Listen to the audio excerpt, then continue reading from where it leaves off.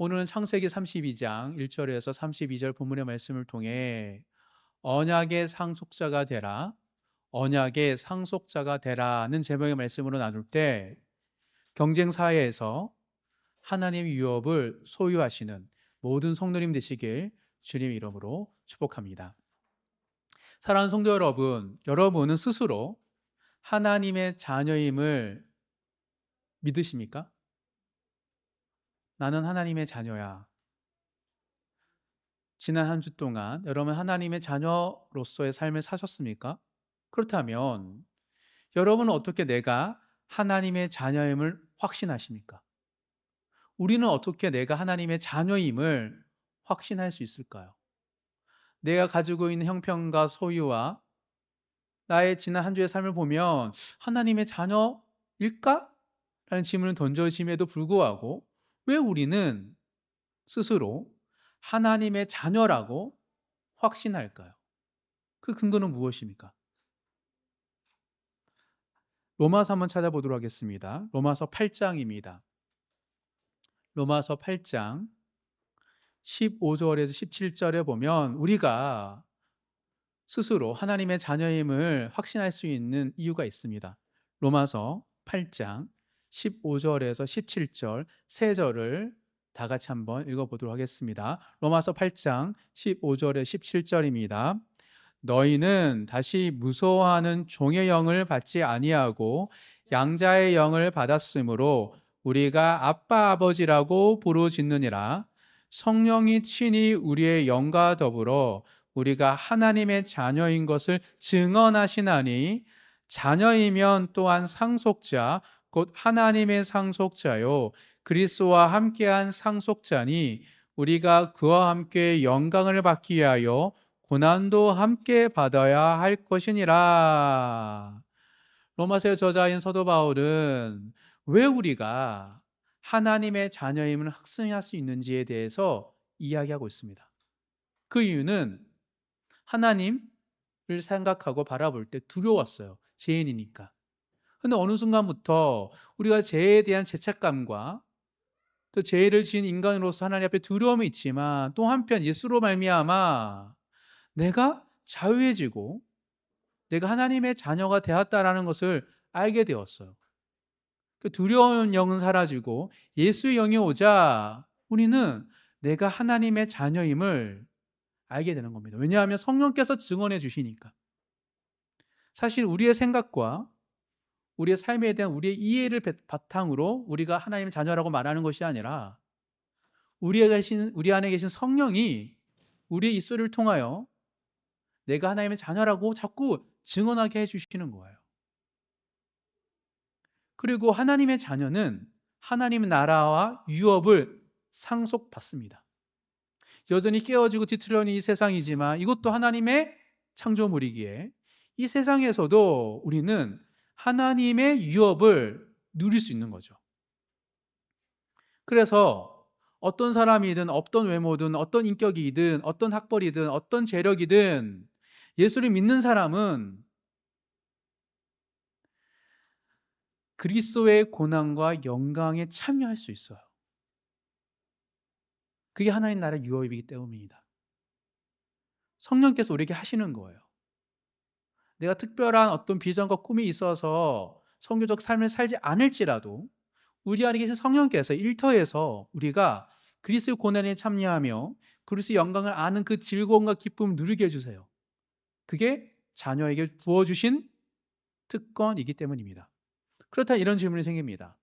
비단 내가 선교를 떠나거나 특별히 누군가에 전도하지 않고 그냥 일터에서 일을 하고 사람들을 만나고 평범하게 살아가는 이 일상 속에서 왜 우리는 하나님의 유업을 온전히 누리지 못할까? 여러분은 하나님 나라의 유업이 무엇인지 알고 그걸 잘 누리고 계십니까? 그 그리스도의 고난과 영광에 참여하는 특권을 그 평범한 일상에서 누리고 계시나요? 만약 우리가 하나님 나라의 유업을 온전히 누리지 못하고 있다면 왜 누리지 못하는 것 같습니까?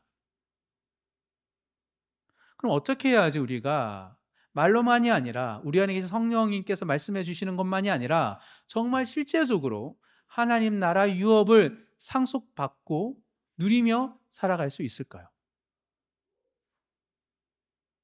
먼저 왜 우리가 언약의 상속자의 삶을 온전히 누리지 못하는지 그 이유에 대해서 한번 살펴보도록 하겠습니다. 이여령의 마지막 수업이라는 책에 보면 이런 챕터가 있습니다. 인간은 타인에 의해 바뀔 수 없다. 인간은 타인에 의해 바뀔 수 없다라는 챕터에 있는 내용인데 제가 읽어드리겠습니다. 저자인 김지수님과 고령의 이여령 교수님이 서로 대화하고 문답하면서 하는 이야기 형식입니다. 선생님은 누구에게나 영감을 주는 스승이니까요. 그런 선생님도 스승이 있겠지요? 그 스승에게는 무엇을 묻고 싶습니까? 지금 이 저자인 김지수가 고령의 이여령 교수를 만나고 스승으로 질문하고 있는데 이여령 교수님도 스승이 있겠죠? 어떤 질문을 하고 싶습니까? 라는 질문을 하는 겁니다. 그러자 이여령 교수님이 이렇게 말합니다. 글쎄, 스승이 있으면 내가 글을 썼겠나? 스승에게 묻고 스승의 글을 읽고 끝났겠지. 아무도 만족할 만한 답변을 주지 않았기에 스스로 생각하고 글 쓰고 꿈을 꾸었다고 했다. 나아가 인간에게 무슨 스승이 있겠냐고 반문했다. 스승이 있으면 외롭지 않겠지. 스승을 키우면 그 존재가 신이라네. 우리가 말하는 스승은 스님이라는 뜻이야. 스님이 커지면 부처가 돼. 제일 아래 단계가 스승이야.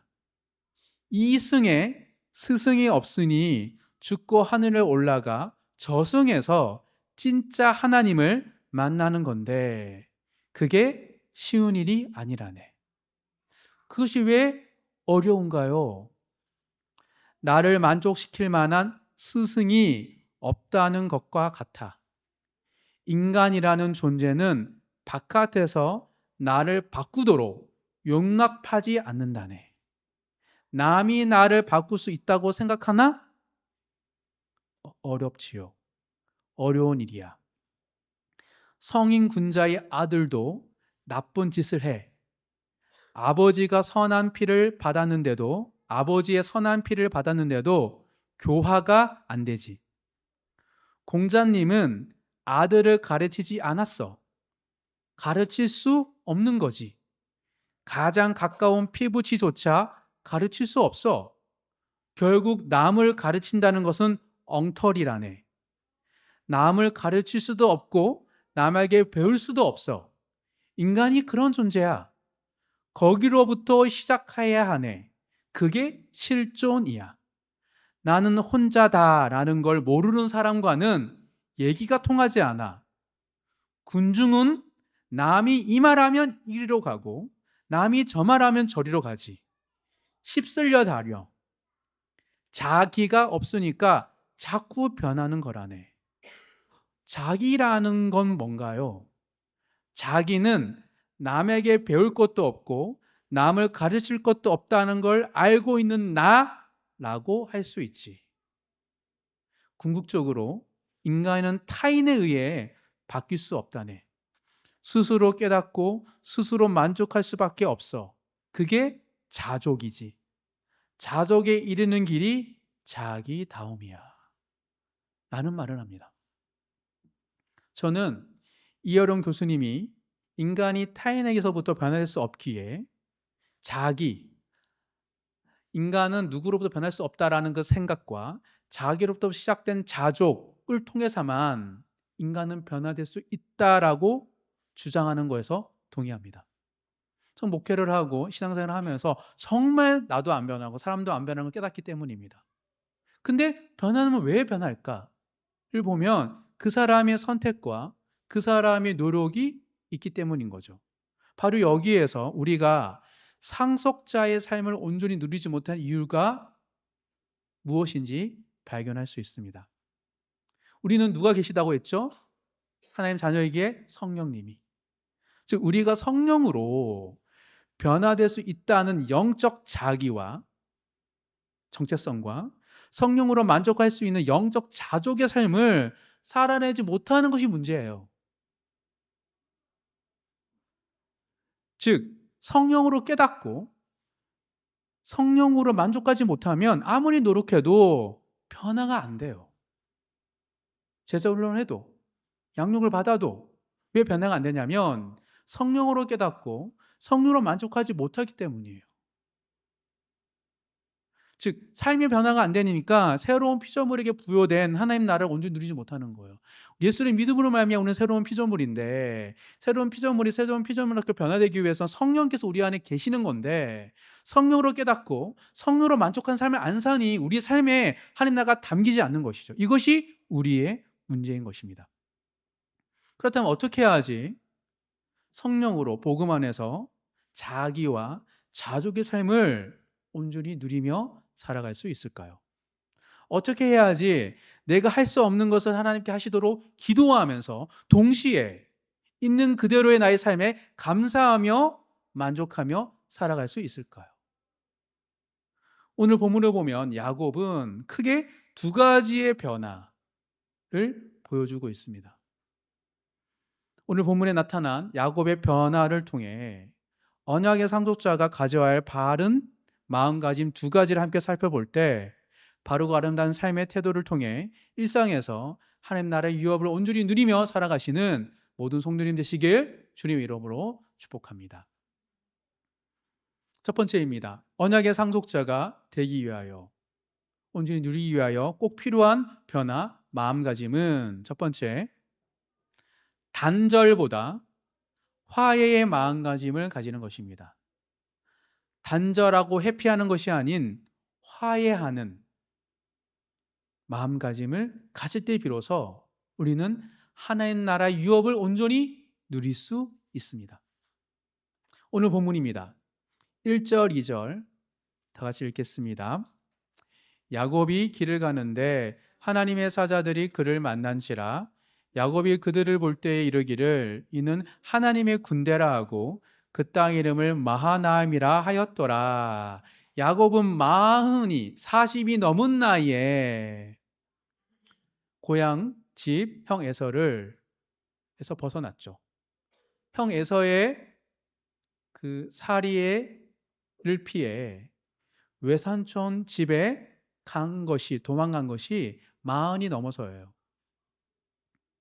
잠깐 다녀올 계획이었어요. 결혼할 상대를 찾는다는 핑계를 대고.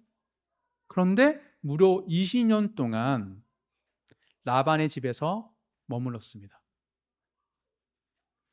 우리 창세기 31장 38절 한 절 읽어보도록 하겠습니다.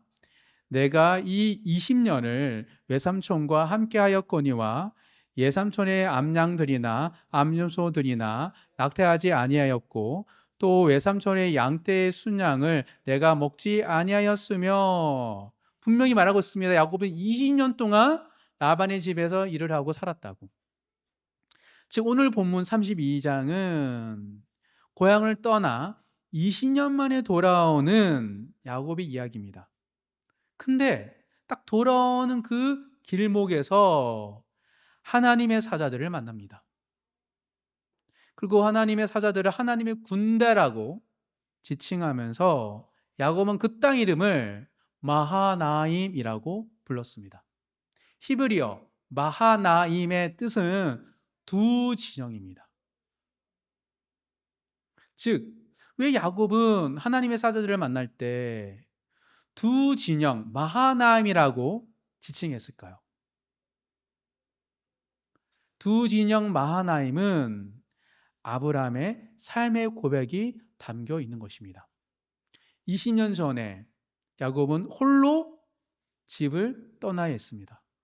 그가 가진 것은 아무것도 없는 혈연 단신이었죠. 그런데 20년 후 지금 이 시점에는 그는 아주 큰 진영을 이루고 있습니다.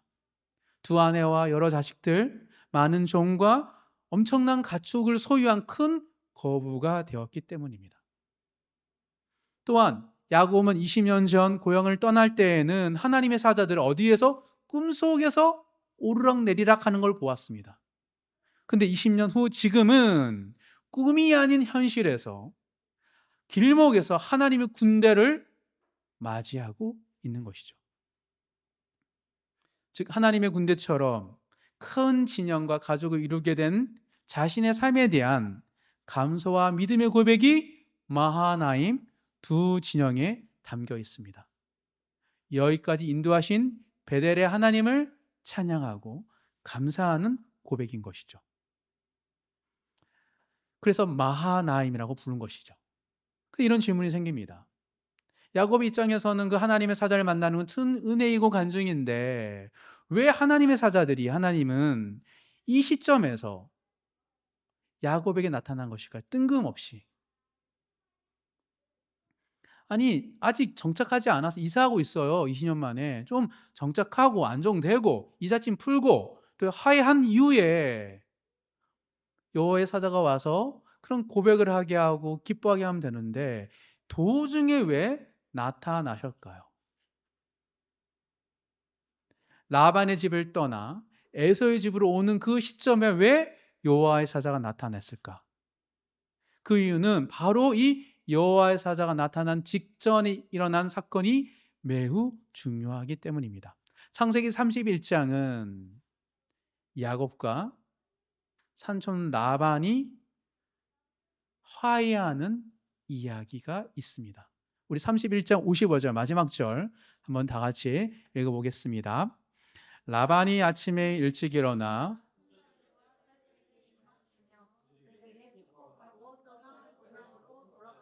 그리고 여호와의 사자가 나타난 거예요. 사실 야곱과 라반은 서로 축복하고 화해하는 관계가 아닙니다. 신뢰의 관계가 아니었습니다. 라반이 20년 동안이나 자기의 조카이며 자신의 사위인 야곱의 노동력을 착취했고 20년 동안이나 수없이 속였기 때문입니다. 가족으로 받아들이지 않았어요. 이용하기만 했습니다. 그래서 야곱은 라반에게 엄청 많이 속임을 당했기에 야곱도 라반을 속입니다. 즉 속고 속이는 관계였어요. 마치 야곱은 그렇게 괴로웠을 것 같은데도 우리가 볼 때는 괴롭지 않았을 거예요. 왜냐하면 아버지 이삭을 속이는 야곱이기 때문에 뭐 장인어른 정도야 뭐. 즉 뭐냐면 야곱 입장에서는 평생토록 집안에서 누군가를 속이고 속이면서 뭔가를 쟁취하는 인생을 살아왔던 겁니다. 그리고 이 사람은 영특한 사람이었기 때문에 점점 야곱의 재산과 가축이 불어나요. 그러자 삼촌 라반과의 관계가 더 깊은 불화와 불신의 관계로 깊어지고 있었습니다. 이게 31장의 시작입니다. 31장 1절, 2절, 3절 31장 1절, 2절, 3절 다 같이 읽겠습니다. 야곱이 라반의 아들들이 하는 말을 들은즉 야곱이 우리 아버지의 소유를 다 빼앗고 우리 아버지의 소유로 말미암아 이 모든 재물을 모았다 하는지라. 야곱이 라반의 안색을 본즉 자기에게 대하여 전과 같지 아니하더라. 여호와께서 야곱에게 이르시되 내 조상의 땅 내 족속에게로 돌아가라. 내가 너와 함께 있으리라 하신지라. 어느 정도여야지 라반 입장에서도 요셉을 속이면서 착취하면서 즐거운데 어느 순간 야곱의 재물이 라반보다 더 커지는 순간 이제 이거는 단순한 관계가 아닌 아기와 사리로 느낄 정도로 관계가 깊어지고 있었습니다. 악화된 것이죠. 이 악화되는 관계 속에서 하나님께서는 야곱에게 나타나셔서 고향으로 돌아가라고 명령하십니다. 참 오묘하죠. 하나님 때는. 하나님 시기는 정말 오묘하고 절묘하게 하나님께서 야곱에 나타나셨습니다. 하나님은 모든 것을 보고 알고 계시기 때문입니다. 근데 문제는 야곱이 라반에서 떠나 이제 고향으로 돌아가면 되는데 라반에게 아무 말도 안 하고 도망치듯 떠납니다. 31장 20절에서 23절. 31장 20절에서 23절 다 같이 읽겠습니다. 야곱은 그 거취를 아람 사람 라반에게 말하지 아니하고 가만히 떠났더라. 그가 그의 모든 소유를 이끌고 강을 건너 길앗 산을 향하여 도망한 지 3일 만에 야곱이 도망한 것이 라반에게 들린지라. 라반이 그의 형제를 거느리고 7일 길을 쫓아가 길앗 산에서 그에게 이르렀더니, 도망갔다로 정확하게 표현하고 있습니다. 그리고 삼촌 라반, 장인어른 라반은 내 소유, 내 딸을 데려갔다고 생각해서 그걸 다 빼앗으려고 했습니다. 실제로 야곱도 빼앗길까봐 몰래 도망치듯 고향으로 돌아간 거예요. 야곱과 라반이 함께한 세월이 몇 년입니까? 20년이에요. 어떻게 야곱이 라반에게 아무 말도 하지 않고 도망치 떠나는 것일까요? 이해가 되십니까? 이게 야곱의 문제였습니다.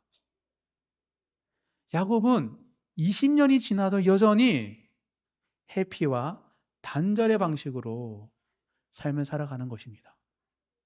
20년 전에 형 에서를 속이고 도망칠 때에도 해피와 단절의 방식을 사용했습니다. 야곱은 형 에서의 축복을 빼앗았잖아요. 아버지 이삭을 속였잖아요. 그럼 어떻게 해야 됩니까? 죄송하다고 말해야죠. 근데 화해하지 않고 용서를 구하지 않습니다. 결혼할 아내를 구한다는 명목으로 회피할 뿐입니다. 그리고 잠깐 갔다 오려 했는데 무려 20년 동안 어떻게 하고 있어요? 형 에서와 단절의 삶을 살았습니다. 술수를 잘 굴리는 사람은 쓰다가 안 먹히면 회피하고 단절하기 일수인 거죠.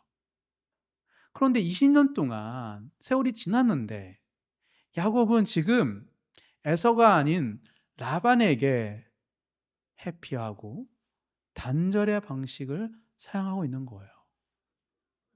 즉 옛사람의 모습이 전혀 변화되지 않은 야곱의 모습이 드러나고 있습니다. 그래서 하나님께서 떠나는 건 맞지만 명령이기 때문에 라반과 잘 화해하고 떠나야 되는데 그렇지 못하는 야곱을 대신하여 누구에게?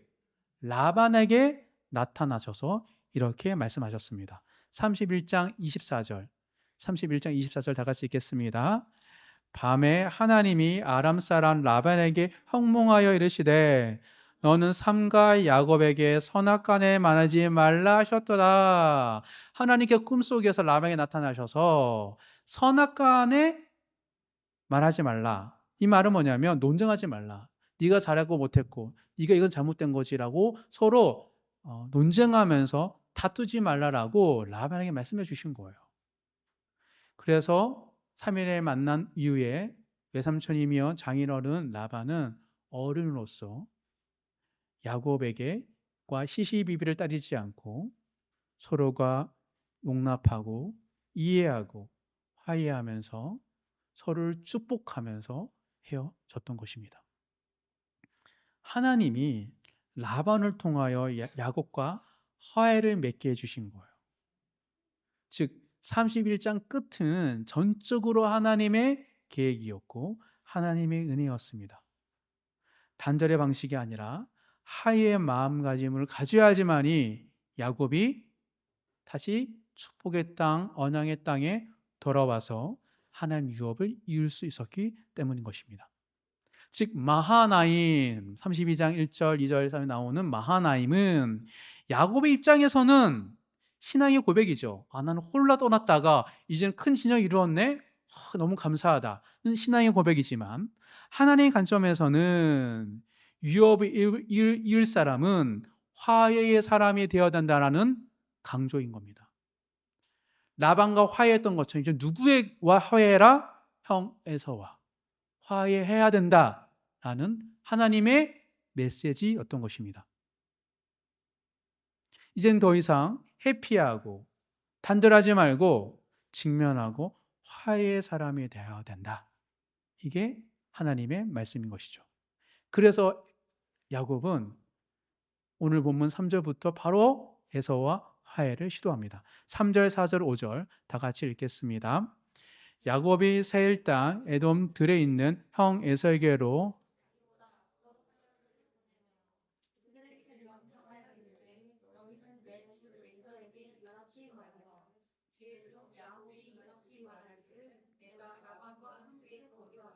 지금까지 머물러 있었사오며 내게 소와 나귀와 양떼와 노비가 있으므로 사람을 보내어 내 주께 알리고 내 주께 은혜 받기를 원하나이다 하라 하였더니. 사랑하는 성도 여러분, 옛사람의 모습이 아니라 새사람의 모습으로 살아갈 때 우리는 하나님의 나라를, 유업을 온전히 누릴 수 있습니다. 예수를 믿고 성령 내 안에 계실 때 우리는 구원을 받지만, 또 성령으로 말미암아 우리가 자기의 삶과 자족의 삶을 살아갈 때 우리는 하나님 나라를 이 땅에서 누리는 것입니다. 즉 우리가 지금까지 살아왔던 옛사람의 모습이 해피하고 또 단절하는 삶의 방식이었다면 그것을 벗어버리고 이제는 화해의 방식으로, 예수님이 이 땅에 오셔서 나를 대신 십자가에 달려 죽으신 것처럼 어느 누구도 할 것 없이 얼마든지 우리가 그와 함께 화해할 수 있다라는 믿음과 마음을 가지고 살아갈 때 우리는 우리의 삶 속에 임하신 하나님 나라를 온전히 누릴 수 있습니다. 화해의 방식으로 하나님 나라의 유업을 온전히 누리시는 모든 성도님 되시길 주님의 이름으로 축복합니다. 이어서 두 번째, 언약의 상속자가 되기 위해서 꼭 필요한 마음가짐 두 번째는 사람보다 하나님과 씨름하는 마음가짐입니다. 사람과 씨름하는 것이 아니라 하나님과 씨름해야 되는 것, 이것이 상속자가 가져야 할 태도인 것이죠. 마하나임의 하나님을 경험한 야곱은 호기롭게, 아니 라반과 이 삼촌이 어떤 사람인지 알잖아요. 화해를 하게 하신 하나님의 은혜를 경험했기 때문에 형 에서와도 화해할 수 있겠다는 마음에 호기롭게 형 에서에게 사람들을 보냅니다. 순조롭게 진행될 거라는 기대가 있었습니다. 그런데 야곱의 기대는 한순간에 무너집니다. 6절, 7절, 8절 다 같이 읽겠습니다. 사자들이 야곱에게 돌아와 이르되 우리가 주인의 형 에서에게 이른즉 그가 400명을 거느리고 주인을 만나려고 오더이다. 야곱이 심히 두렵고 답답하여 자기와 함께한 동행자와 양과 소와 낙타를 두 떼로 나누고 이르되 에서가 와서 한 떼를 치면 남은 한 떼는 피하리라 하고. 아니 종을 보냈으면 종들을 통하여서 어떤 답신을 줘야 되는데 답신을 안 주고 그냥 400명을 데리고 온다는 거예요. 군대를 이끌고 오는 거죠. 400명이라면. 에서가의 답은 400명을 데리고 오는 것이라는 것을 깨닫고 나자 야곱은 두려움에 심히 사로잡히게 됩니다. 아, 형이 나를 죽이려고 하는구나. 라는 그 마음에 사로잡혀요. 본능적으로 내가 이루어놓은 삼촌 라반의 밑에서 그 실수와 속임 속에서 내가 이 일궈온 하나하나 차곡차곡 모아왔던 이 재산이 보이기 시작하면서 딱 두 대로 나눕니다. 분산 투자하는 것처럼 딱 나눠요. 리스크를 줄이려고. 하나는 치면 하나는 살리겠다. 어떤 사람인지 알겠죠. 야곱은 이 재산을 위하여서 얼마나 노력해왔던 무일푼으로 하나밖에 몸뚱이를 가지고 20년 동안 한결같이 차곡차곡 모으면서 성실히 살아왔던 사람이었어요. 가장 먼저 반응이 이 재물이었고 자신의 자녀였기 때문에 딱 두 대로 나눕니다. 그러고 나서야 기도를 해요. 먼저 기도하지는 않고 먼저 현실적으로 아까 불안을 딱 잠재우고 나서 기도를 합니다. 9절부터 12절 다 같이 읽겠습니다. 야곱이 또 이르되 내 조부 아브라함의 하나님 내 아버지 이삭의 하나님 여호와여 주께서 전에 내게 명하시기를 내 고향 내 족속에게로 돌아가라. 내가 내게 은혜를 베풀려 하셨나이다. 나는 주께서 주의 종에게 베푸신 모든 은총과 모든 진실하심을 조금도 감당할 수 없사오나 내가 내 지팡이만 가지고 이 요단을 건넜더니 지금은 두 때나 이루었나이다. 내가 주께 간구하오니 내 형의 손에서 에서의 손에서 나를 건져내시옵소서. 내가 그를 두려워함은 그가 와서 나와 내 처자들을 칠까 겁이 나기 때문이니이다. 주께서 말씀하시기를 내가 반드시 내게 은혜를 베풀어 내 시로 바다에 셀 수 없는 모래와 같이 많게 하리라 하셨나이다. 재미있는 것은 기도하는데 믿음의 고백을 합니다. 하나님 약속에 붙들고 기도를 해요. 근데 한 때가 아니에요. 두 때라 그래요. 그러니까 이미 인제 야곱의 마음에는 형은 칠 것 같고 하나는 빼앗기고 하나만 살려 달라라고 기도하고 있는 것입니다. 처음부터 기도했다라면 두 때가 아닌 한 때를 놓고 기도했을 텐데 먼저 자신의 생각을 가지고 머리를 쓰고 나서 기도하니까 그는 한 때는 살리고 한 때는 버릴 것처럼 기도할 수밖에 없는 것이죠. 그래도 기도를 하게 되니 야곱의 마음에는 평안이 찾아온 것 같습니다. 막 두려움을 떨 때에는 당장 에서가 빼앗길 것처럼 느껴졌는데 정신 차리다 보니까 지혜가 생기기 시작합니다. 또 생각이 바뀌어요. 이제는 여러 때로 나눕니다. 이제는 여러 때로 나눠서 이제는 에서에게 빼앗기지 않을 한때랐다면 이제는 에서의 마음을 바꿀 술수를 부리기 시작하는 거예요. 18장 19절 18절부터 20절까지 세 절 다 같이 읽겠습니다. 대답하기를 주의 종 야곱의 것이요 자기 주 에서에게로 보내는 예물이오며 예물도 우리 뒤에 있나이다 하라 하고 그 둘째와 셋째와 각 때를 따라가는 자에게 명령하여 이르되 너희도 에서를 만나거든 곧 이같이 그에게 말하고 또 너희는 말하기를 주의 종 야곱이 우리 뒤에 있다 하라 하니 이는 야곱이 말하기를 내가 내 앞에 보내는 예물로 형의 감정을 푼 후에 대면하면 형이 혹시 나를 받아주리라 함이었더라. 좀 마음이 차분해지자 이제 형의 마음이 바뀔 수 있지 않을까라는 기대를 가지고 또 술수를 부리는 겁니다. 즉 뭐냐면 야곱은 계속 두 때를 나누고 여러 때를 나누는 방식 속에서 끊임없이 그가 살아왔던 방식대로 지금 이 위기 앞에 직면하고 있는 거예요. 근데 이것은 지금 야곱의 계획이 아니었잖아요. 하나님의 명령이었고 하나님의 순종이었잖아요. 먼저 하나님께 기도했더라면 어떻을까라는 생각이 들죠. 그러니 하나님의 계획과 하나님 나라에 참여하는 야곱이 아무리 자신의 생각과 술수를 가지고 하더라도 또 기도를 하더라도 마음이 불편한 거예요. 그래서 야복강 나루터를 먼저 건너지 못한 거예요. 21절부터 24절까지 다시 읽겠습니다.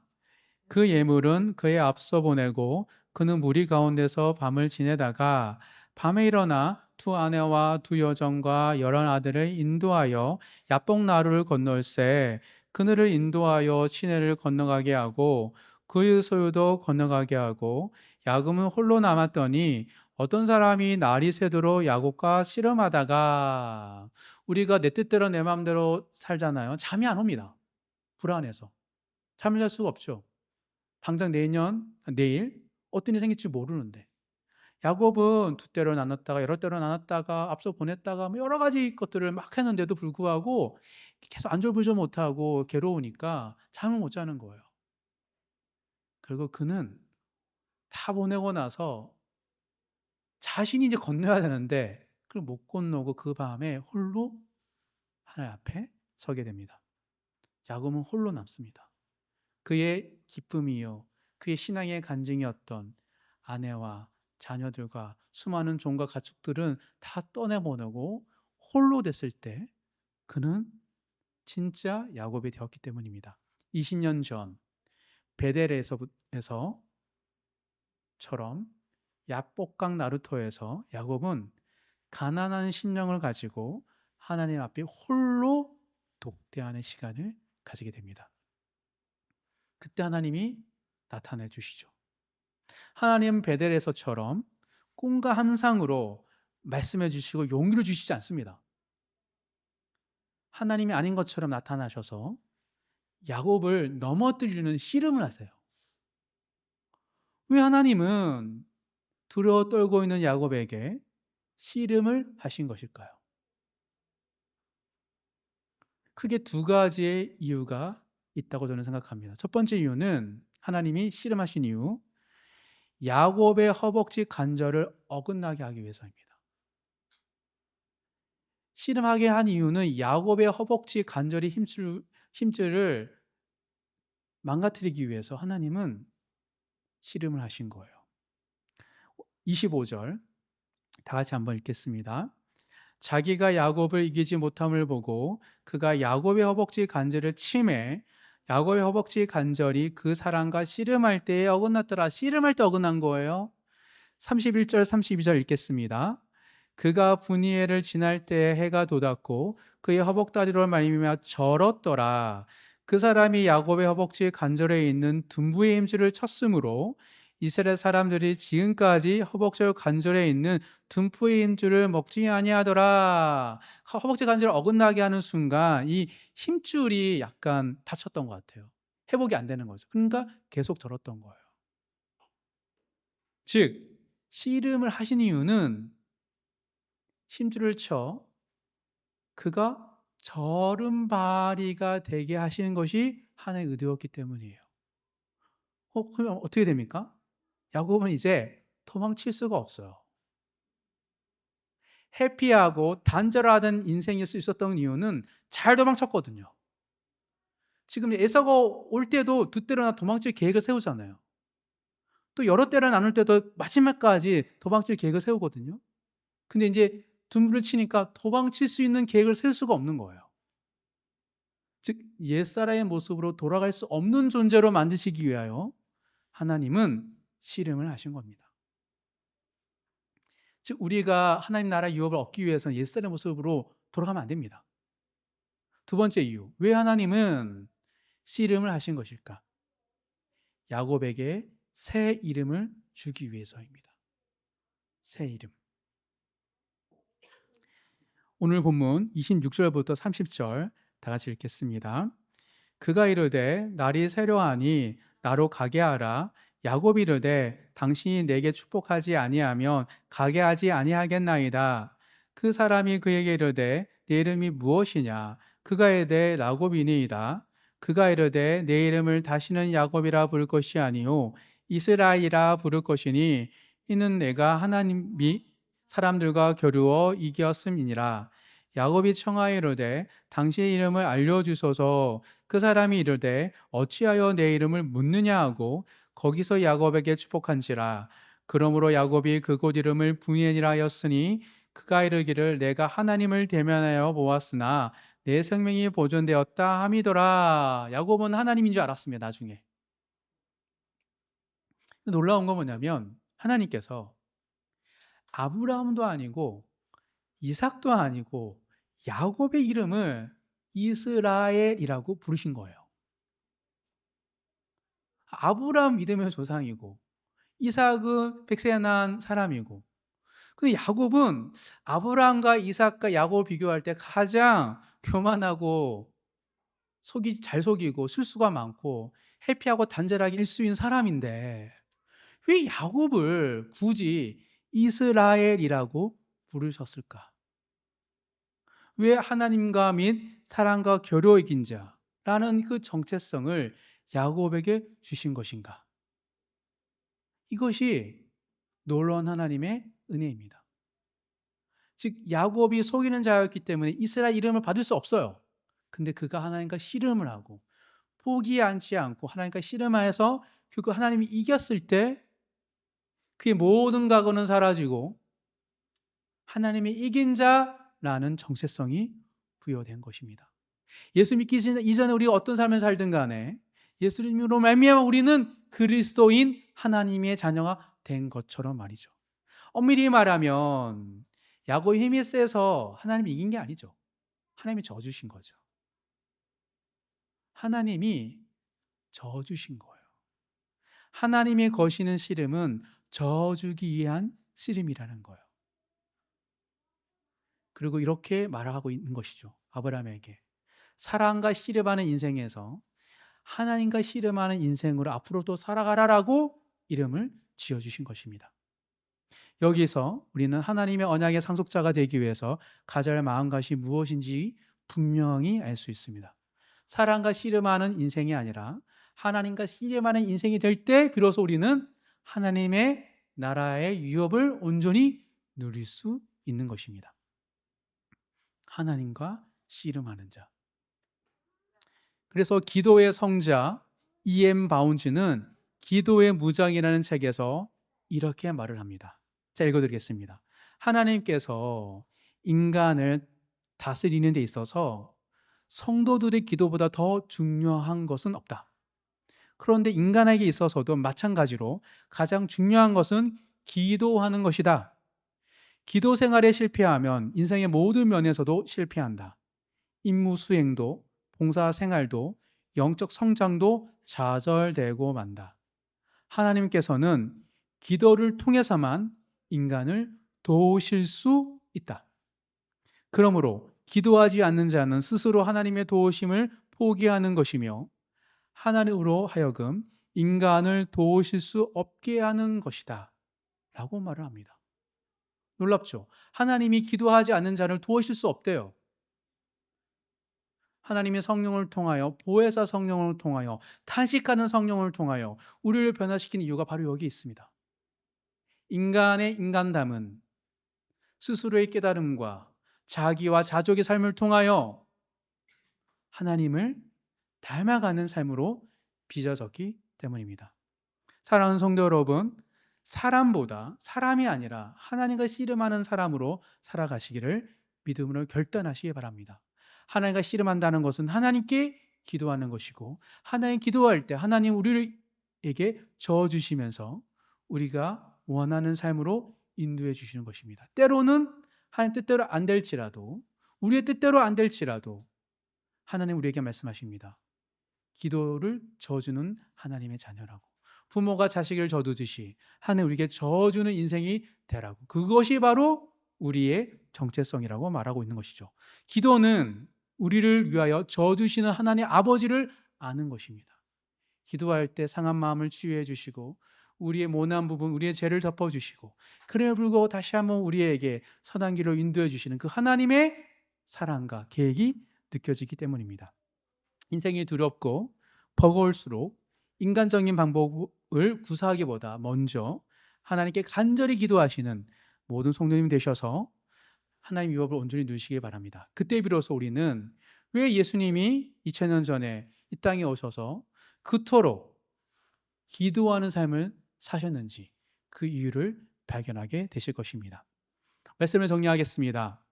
하나님 나라는 이미 우리에게 주신 하나님의 유업입니다. 성령으로 말미암아 예수님을 나의 주 나의 하나님을 고백하는 자들은 이미 하나님의 상속자입니다. 따라서 하나님의 상속자 된 사람들은 환경과 상황을 탓하지 않고 나의 소유 없음을 탓하지 않고 성령으로 자기의 삶과 자족의 삶을 살아갑니다. 그리고 그때 하나님 나라 이미 내 안에 부어진 것을 깨닫게 되는 것이죠. 성령으로 말미암아 자기와 자족의 삶을 살아가기를 위해서는 두 가지 삶의 변화가 필요하다고 했습니다. 경정사회에서 언약의 상속자가 되기 위해서 꼭 필요한 변화 두 가지는 첫 번째, 단절보다 화해의 마음가짐을 가지는 것이고 두 번째는 사람보다 하나님께 씨름하며 기도하는 것이라고 하였습니다. 이 두 가지 바로 아름다운 믿음의 태도를 통해 언약의 상속자로 성령 안에서 자기와 자족의 삶을 누리며 한 나라를 온전히 참정하시는 모든 성도님 되시길 주님 이름으로 축복합니다.